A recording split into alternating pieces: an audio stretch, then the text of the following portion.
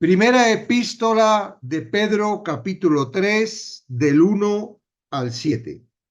Asimismo, vosotras, mujeres, estad sujetas a vuestros maridos, para que también los que no creen a la palabra sean ganados sin palabra por la conducta de sus esposas, considerando vuestra conducta casta y respetuosa.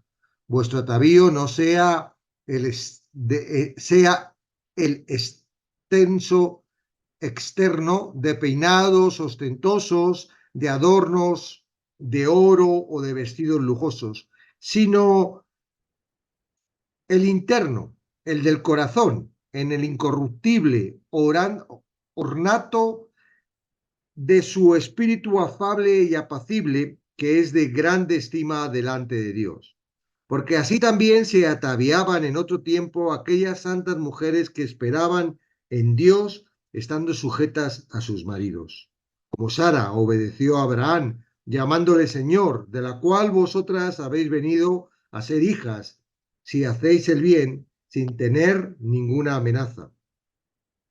Vosotros, maridos, igualmente, vivid con ellas sabiamente, dando honor a la mujer como a vaso más frágil y como a coherederas de la gracia de la vida, para que vuestras oraciones no tengan estorbo.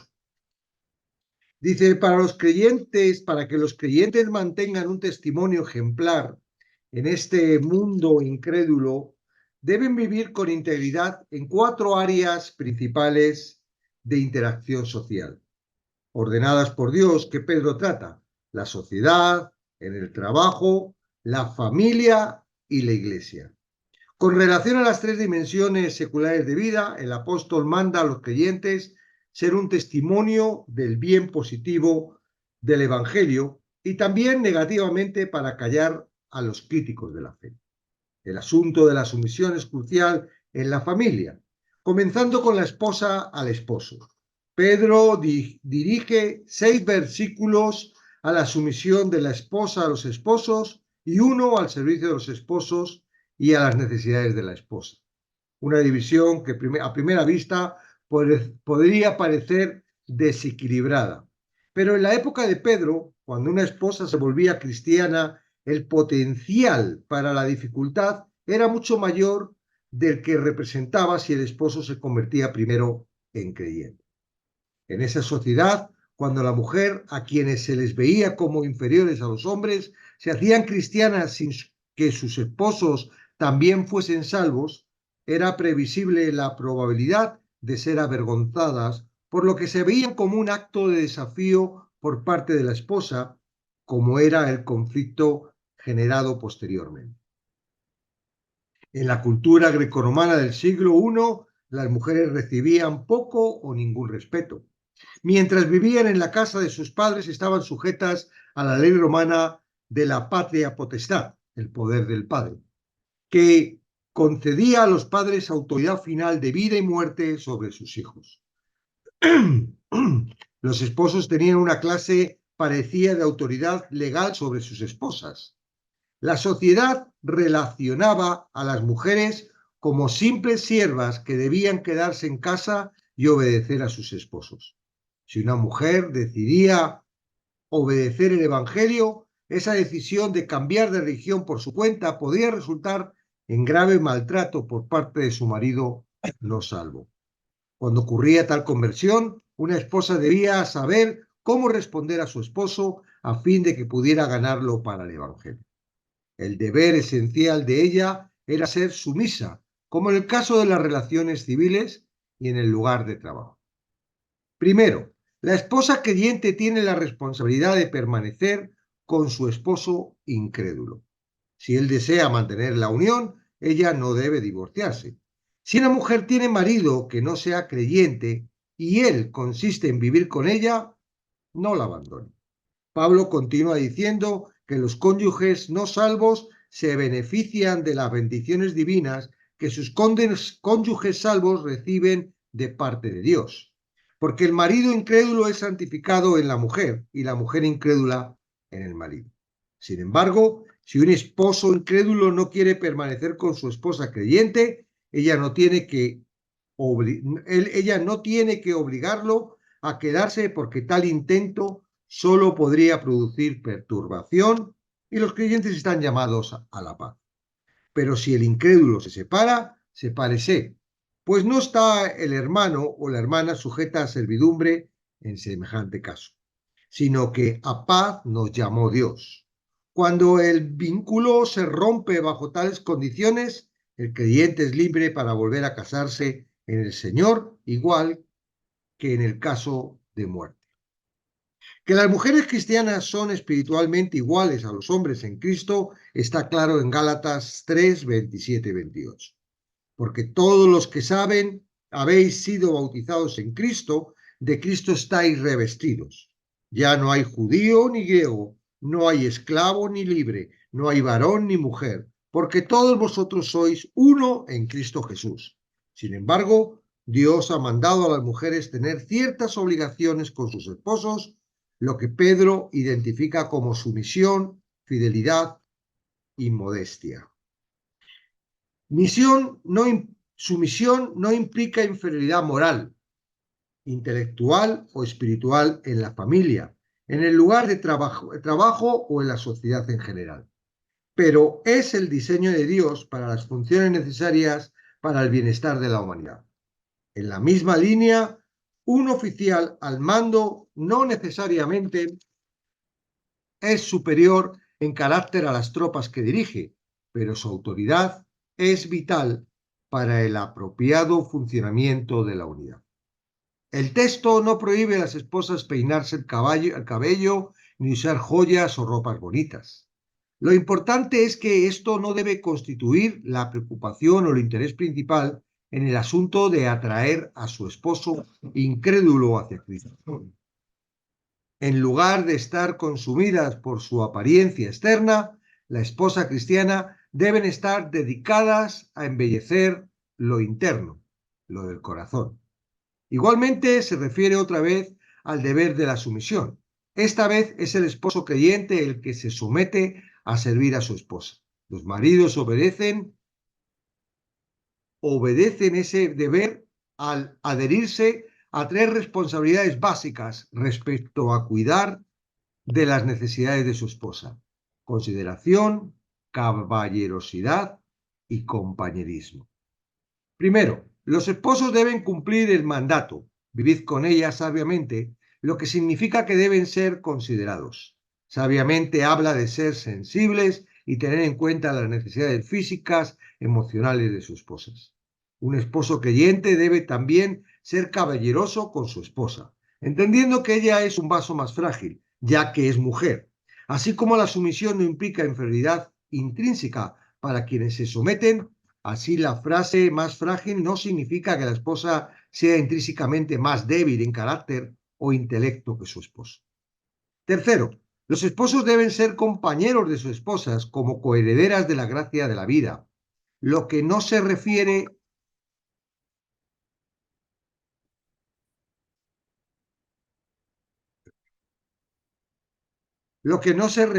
a la vida eterna, sino a la amistad verdadera e íntima que solo pertenece a aquellos que son poseedores del regalo más bendito de Dios en esta vida, el matrimonio.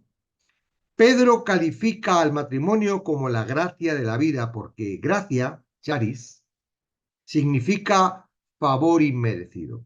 Para que sus oraciones no tengan estorbos, es la recompensa que Dios promete al esposo cariñoso y atento.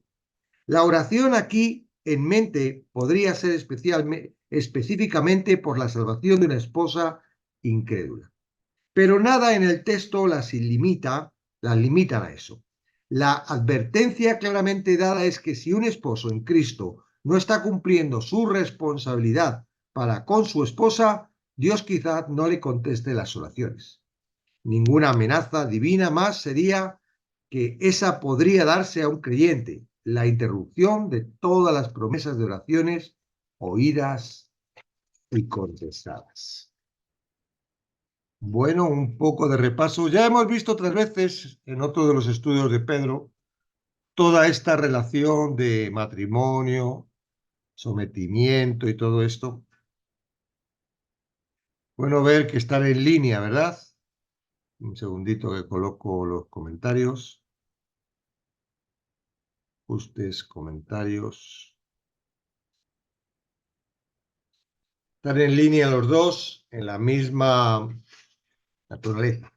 Bueno, vemos en el comentario, ¿verdad? No lo vemos en la palabra porque la palabra está escrita en un contexto. El contexto es que en aquella época las mujeres no habían todavía ganado toda la batalla que han ganado hasta ahora, ¿verdad?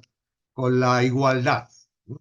Yo estaba meditando sobre la igualdad y por qué el hecho, ¿no? Y llegaba a una conclusión, ¿no? ¿Quién es el causante, digamos, de que la mujer no sea igual al hombre o haya ese conflicto?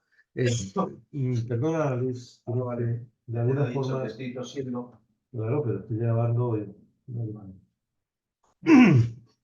Tengo aquí uno tosiendo a Luis. ¿Quién es el que, digamos, ha producido, digamos, esa diferencia? Claramente el dueño, no el dueño, el príncipe, ¿verdad? De este mundo. De alguna forma, el enemigo de la mujer, porque él desde el principio le dijeron, mira, la mujer te va a pisar la cabeza. Y no él dice, sí, pues ahora la mujer vamos a tenerla cuadradita y entonces el enemigo de la mujer, ¿no? Es como los niños, ¿no? Vemos que los niños son súper atacados, ¿verdad? Por el mundo, por Satanás, ¿verdad? ¿Por qué? Porque en esa edad es fácil, ¿verdad? Y si los atacamos y no tienen cuidado y tal, y no le tienen protección, es muy fácil que un niño, cuando es adolescente, se lance y monte y se vaya lejos, ¿no? Con la mujer pasa lo mismo. Él dice, sí, pues ahora te vas a enterar, mujer. Ahora te voy a colocar al hombre por encima de ti, aunque ya de por sí estaba la maldición del pecado, ¿verdad? Que Dios había dicho, que el hombre se enseñoreara de la mujer. Entonces, bueno, en realidad, claramente la palabra, y hoy, aunque todavía los derechos no están completos, ¿verdad? Todavía sigue habiendo un patriarcado y sigue habiendo ahí una diferencia abismal, ¿no? En muchos derechos entre el hombre y la mujer.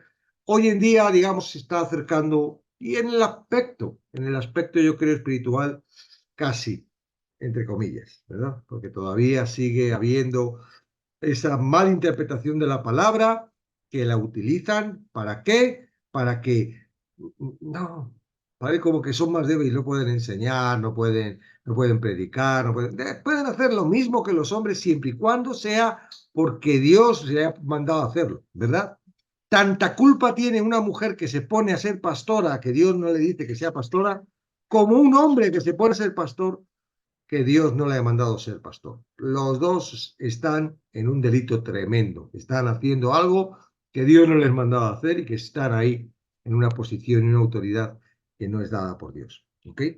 Entonces, viendo este aspecto, ahora vamos a ver qué es lo que quiere decir Pedro en este contexto bajo ese estado de la mujer, ¿verdad?, que estaba en aquella época. No es que dijera, mujer, como no tienes ningún derecho, aguántate y fastídiate, tienes que. No. El contexto, digamos, de Pedro hacia las mujeres, sabiendo en la situación en la que estaban, era, vas a tener dificultad, pero esta dificultad va a poder, digamos, si tú eh, te dejas, ¿verdad?, guiar por el Señor, si tú entiendes de que ahora eres del Señor, si ahora comprendes todo lo que hemos visto anteriormente de Pablo con el sufrimiento, porque Cristo sufrió, ¿verdad? Él podía decir, oye, ¿cómo voy a sufrir yo si soy Dios? Sí, me he hecho hombre, pero yo soy Dios también. Entonces, lo que Pablo está diciendo a la mujer aquí, en este contexto, es que va a ser difícil. Si tú te conviertes y tu marido no está convertido, va a ser difícil, va a ser duro. Pero hay la esperanza que en el dolor no es para que, mira, te entrego mi dolor, cuánto te amo. No, en ese dolor es probable, o en ese estado, es probable que el marido se convierta. ¿Ok? Entonces, perdón. Entonces, ahí es donde está el contexto. Igual que, por ejemplo, no te pongas joyas o no te pongas vestidos. No está diciendo que la mujer no se ponga guapa, ni que se pinte, ni que se ponga joyas. No, está diciendo que eso no sea el fundamento para atraer a su marido. Es decir, si tú lo haces porque te gusta, te adornas para estar, es normal. La gente, ¿verdad? Todos se ponen guapos y el hombre se pone su corbata y... No, ahora, lo que está diciendo Pedro es que, mira, no intentes atraer a tu marido de esa forma porque no así no la atraes. La única forma de atraerlo es que suena tan feo eso de sumisión, ¿verdad? Parece como que el marido tiene derecho a pegarla, pero es que tenían derecho. Claro, por eso ahora ese término no se puede entender y a veces suena como raro, como diciendo, wow, oye, ¿qué pasa con la palabra? ¿Qué pasa con Dios? ¿No? Es como decía al esclavo, ¿verdad? Haz caso a tu amo, no porque te hayas convertido y seas libre, ahora vayas a decir, oye, es que soy libre porque Cristo me ha hecho libre. Sigue siendo esclavo. Bajo la cultura, tú eres un esclavo y dependes. Ahora, ten libertad, ¿verdad? En el sentido de que esto es temporal. Tú ya eres libre y vas a vivir junto con tu amo, si es también libre, ¿verdad? Juntos en el mismo nivel, ahora en los cielos. Ahora, yo me di cuenta, porque yo he estudiado esto anteriormente, a años atrás, ¿no? Y me di cuenta de que hay una diferencia grande de mirar estos textos y mirar este asunto bajo la perspectiva humana, bajo un conocimiento humano que todavía no está sometido a Cristo. Es decir, yo tengo mis derechos. Y yo soy hombre, pero imagínate una mujer en el momento ahora, ¿verdad? Que está en una iglesia, que no ha entendido estos textos bien, no lo están cogiendo el contexto, o tiene un marido que en un momento dado también está sacando de contexto todo esto y en un momento dado pues dices que te tienes que someter a mí porque la palabra de Dios te tienes que someter. Entonces digo, hay una diferencia entre tú verlo bajo un prisma fuera de Cristo a estar en Cristo. ¿En qué sentido? Lo digo. Bueno, si estoy en Cristo, ¿quién es mi amo? Ah, Satanás, pero yo no lo sé.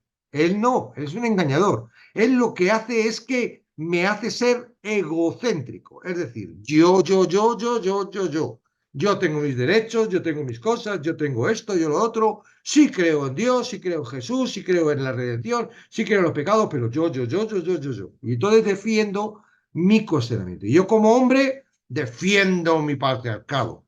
Yo como mujer, no soy mujer, pero una mujer, defiendo mis derechos bajo esta absurda palabra de que me tengo que someter a qué, a que tú me pegues.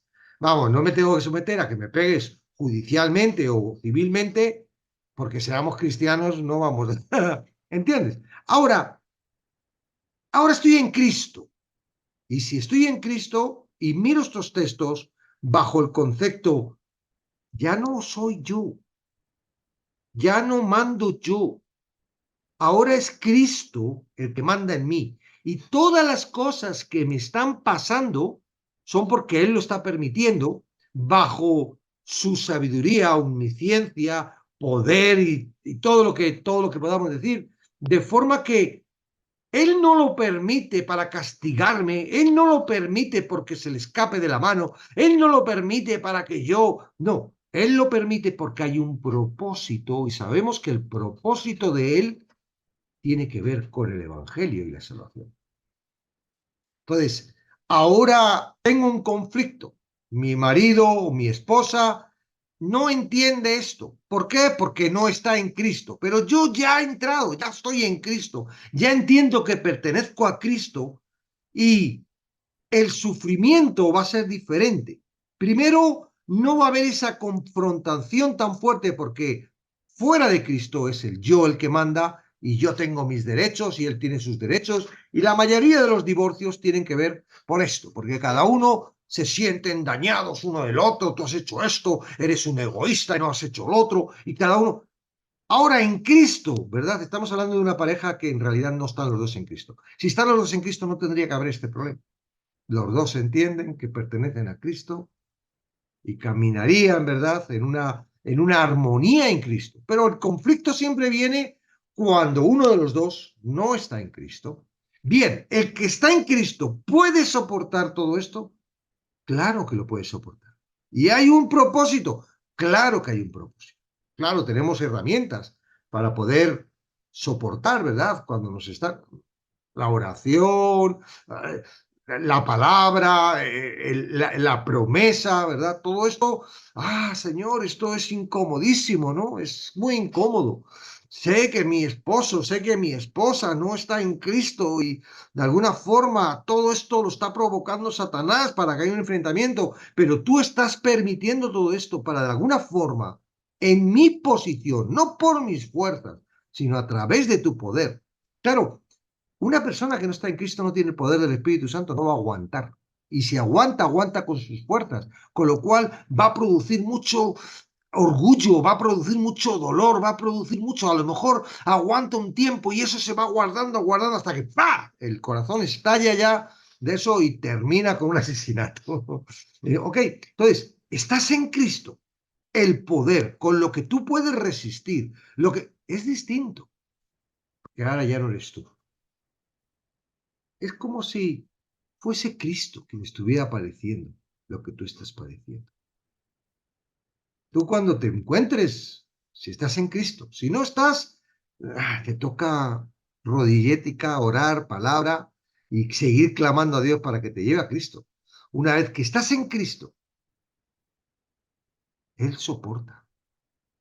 Y si me mete en un conflicto, Él está conmigo en el conflicto. Él soportó la cruz. ¿Pudo salir de ahí? Pudo, si quería, pero no. Soportó porque el soportar, estuvimos viendo, ¿verdad?, los días anteriores, produjo un beneficio mucho mayor que el que hubiera producido no soportar. Ahora, nuestra carne que sigue acompañándonos, aún estando en Cristo, estratégicamente no quiere soportar. Estratégicamente piensa que si no soportas, que si reclamas tus derechos civiles, no de la palabra, sino civiles, vas a tener la paz y vas a poder. Y es mentira.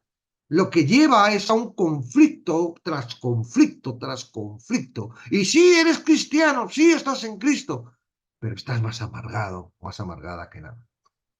¿Por qué? Porque estás dirigiéndote.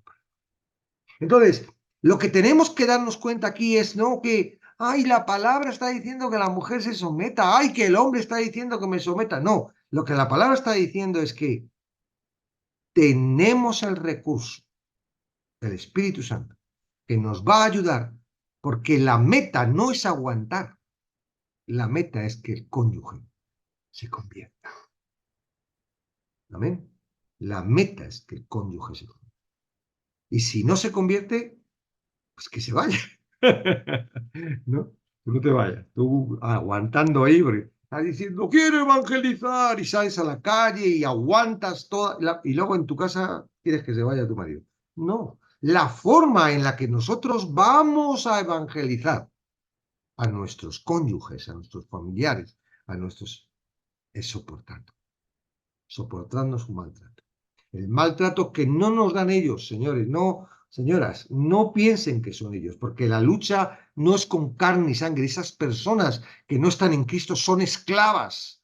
Como si, imagínate que tu esposo es un esclavo, es como Kunta Kinte, ¿ok? Y el amo le dice, pega a tu esposa. Él tiene que pegarla porque es lo que le ha mandado. Y si no la pega, él sale perdiendo. No puede, es que es esclavo. Entonces, no mires a tu pareja como un enemigo, no mires como un necio que no se ha convertido, no mires, no, de alguna forma riega su corazón. Estábamos viendo en Marcos lleva un tiempo mostrando la dureza del corazón. Estábamos viendo el domingo, ayer, que el milagro de los panes y los peces. Y después del milagro de los panes, estamos en Marcos, de los panes y los peces, porque este milagro lo relatan todos, ¿no? Después de mirar a los panes y los peces, los manda a ir en la barca y ellos van en la barca y se encuentran una tempestad que no pueden avanzar y él va caminando por el mar y se sube con ellos en la barca. Marcos no cuenta la historia de que Pedro quiere salir, no, simplemente manda y sube la barca. El enfoque de todo ese trozo de los milagros que viene la misericordia de Dios, el cuidado de Dios que nos da de comer aunque nosotros no seamos algo y tal. Bueno, y el andar enfocado a una frase. Aún no habían entendido lo de los panes y los peces. Se asombraron. ¡Oh! ¿Qué pasa con Jesús? Camina también por el agua. Se asombraron. No, porque no habían entendido aún lo de los panes y los peces. Y dice al final, porque tenían endurecido el corazón. No podemos. Tú imagínate que eres un camino y el sembrador está sembrando. Y tú eres un camino ahí todo durito de que han pisado y te han pisado y te han pisado. ¿Qué culpa tengo yo de que pasen tanta gente por encima a mí pisándome? Me tienen aquí harto, pisado, pisado duro. Y ahora llega el sembrador y tú como camino, tú no puedes hacer nada para dejar de ser camino. Tú, corazón duro, no puedes hacer nada para dejar de tener el corazón duro. No puedes hacer nada. ¿Por qué? Porque un corazón duro no puede por su propia cuenta volverse blando.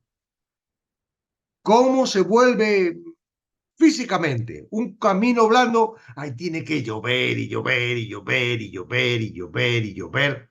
Y entonces empieza a salir el barro y eso que está tan duro se convierte en un barrizal que cuando pasas se quedas enganchado, te hundes, ¿verdad? ¿Qué es lo que ha producido que ese terreno pisoteado se convierte otra vez en terreno blando? El agua, el agua, la palabra. Riega el corazón de tu esposo, riega el corazón de tu esposa, pero no le riegues con maldad, no le riegues, es que no vienes a la iglesia, bien la palabra dice, que si no vas, no te juntas, tú eres maldito, vas a ir al infierno. No, riega la palabra, con la palabra, con... ¿Tú te das cuenta que a ti la palabra te trata así? Y sin embargo, nosotros somos así con nuestros cónyuges. Las personas que son carne de nuestra carne, que son lo que más queremos en esta vida, las tratamos a sartenazos. Bueno, eso es algo que tiene el corazón, ¿verdad? La estrategia del corazón, ¿verdad? ¿Para qué? Pues para que no se conviertan. Entonces, riega, de alguna forma, riega y cree que la palabra va a hacer su trabajo. Riega, regálale un versículo cada mañana en el desayuno. Hasta yo ni le pongo el desayuno ya. Claro, ya como está tan endurecido el corazón, ya lo que tú estás es viviendo en tu corazón. Cristo murió por todos, no murió por algunos. Entonces, no seamos nosotros ahora, y ni menos con nuestros propios. Yo sé, hay un refrán que dice que la confianza da asco. Y es cierto, uno ama más a los de fuera que a los de dentro, porque los de dentro como que te parece que te están maltratando. Recordar que no tenemos lucha contra carne ni sangre. Es el enemigo. Por eso dijo Jesús, yo he venido a poner en contra al esposo con la esposa. ¿Por qué? Porque el enemigo está ahí, enfrentando, pero no es Dios. Dios te salva a ti. Gloria a Dios, ya soy salvo.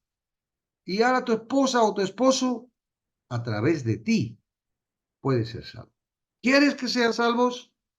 Pues riega el corazón, ten confianza, ora por él, trátalo amable, soporta. Iban en la barca en la tempestad, ¿no? Iban sin Jesús en la barca.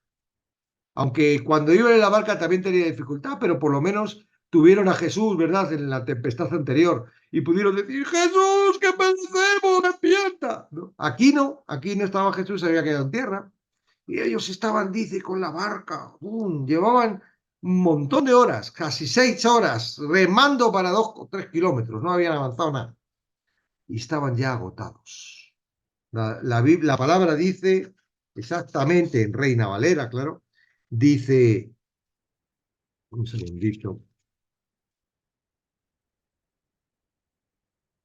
Dice, vinieron y viéndole remar con gran fatiga, por el viento era contrario.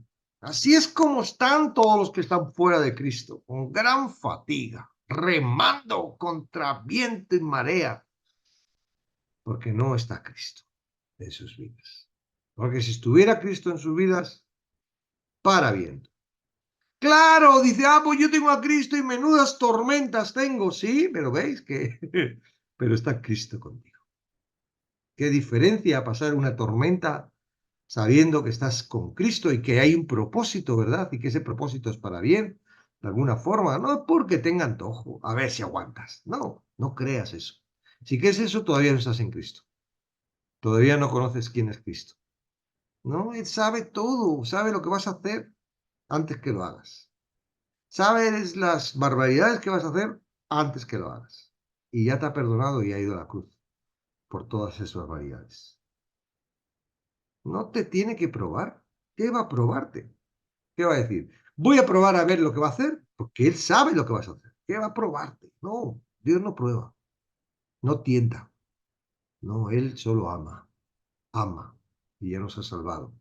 Y lo que quiere es tener una armonía con nosotros, ¿ok? Entonces, el propósito, en realidad, el propósito no es esta vida. El propósito es que entremos al cuerpo de Cristo. Estás en el cuerpo de Cristo, ya estás en el cuerpo de Cristo, ya te puedes morir. Bueno, todavía tienes hijos, todavía tienes esposo, todavía.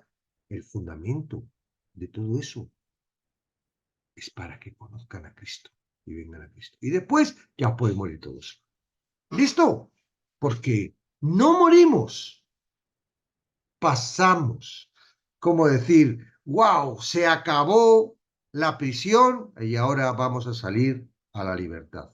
Eso pasará en un momento dado, ¿verdad? Cuando acabemos en este mundo, o si Cristo viene antes y somos, ¿verdad? Todavía estamos con vida, tenemos la esperanza de que Cristo venga y seamos en un abrir y cerrar de ojos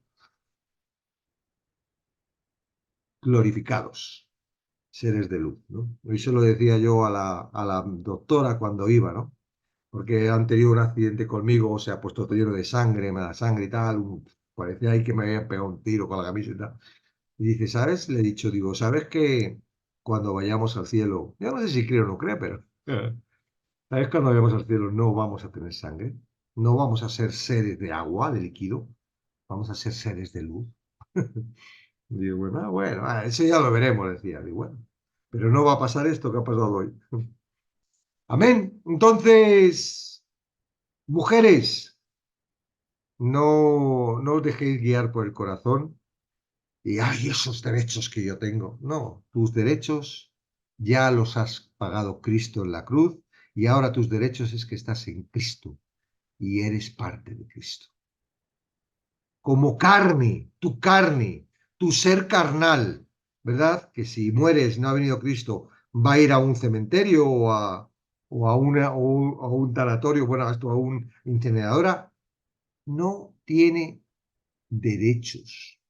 Solo los que Dios nos da de alguna medida, ¿verdad? Que sí nos cuida, porque Jesús vimos que daba de comer y sanaba enfermedades y podemos orar y vemos milagros y vemos cómo nos cuida y oye, pero si me faltaba esto y Dios me lo probó. Claro, porque somos sus hijos, nos quiere, nos ama, ¿verdad? Pero no para esta vida, sino para un propósito eterno. Y de alguna forma está trabajando con nosotros muy pacientemente, ¿verdad? Con mucha paciencia para que entendamos esto. Ya no hemos sido salvos para vivir una vida aquí chachipiruli. Ahora nuestro fundamento en Él es el mismo que Él tiene. ¿Y cuál es su fundamento? Llevar el Evangelio a los que todavía no están en Cristo. Amén.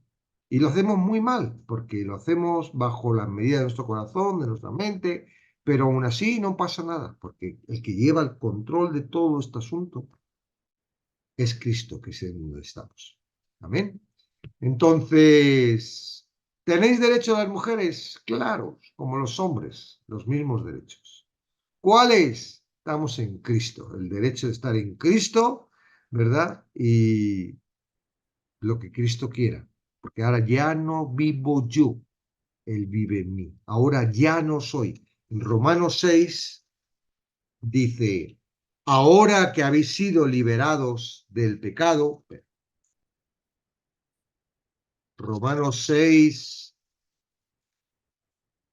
Romanos 6, 22, más ahora que habéis sido libertados del pecado, éramos esclavos, ahora hemos sido libres del pecado y hechos, importante, eso no lo leen la gente, siervos de Dios.